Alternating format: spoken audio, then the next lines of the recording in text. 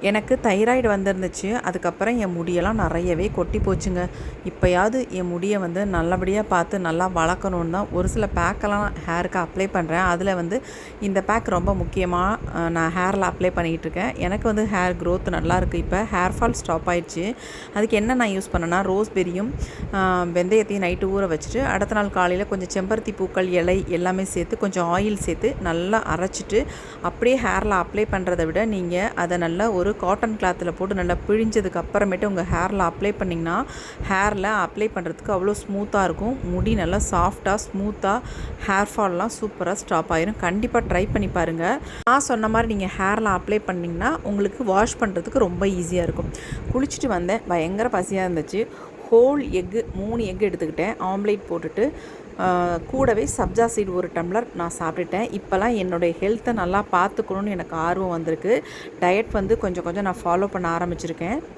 இப்போல்லாம் நான் இட்லிக்கோ தோசைக்கோ எதுக்கு அரைச்சாலும் இந்த மாதிரி தாங்க அரைக்கிறேன். அதாவது வெள்ளை உளுந்தை யூஸ் பண்ணுறதை விட தோல் உளுந்து தோலோடு நம்ம அரைச்சி பயன்படுத்தும் பொழுது சத்துக்கள் அதில் அதிகமாகவே இருக்குது.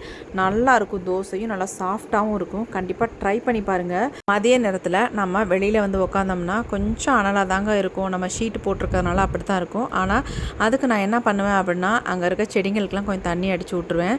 அடித்தோடனே நல்லா குளு குளுன்னு இருக்கும். அது மட்டும் இல்லை, நம்ம வீட்டில் வந்து தென்னை மரம் இருக்கிறதுனால எப்பயுமே கொஞ்சம் குளிர்ச்சியாக தான் இருக்கும். பாருங்கள் எப்படி தண்ணி அடித்தோன்னே நல்லா ஜில்லுன்னு இருக்குது. இப்போ அதே மாதிரி நம்ம வீட்டில் தென்னை மரத்தில் விழுற மட்டையெல்லாம் நான் என்றைக்குமே வேஸ்ட் பண்ண மாட்டேன். அதை எடுத்து இந்த மாதிரி ஈக்கியாக எடுத்து விளக்கமாறாக நான் நிறைய சீவி வச்சுக்கோங்க. நம்ம வீட்டில் விளக்கமாத்துக்கு பஞ்சமே இருக்காது.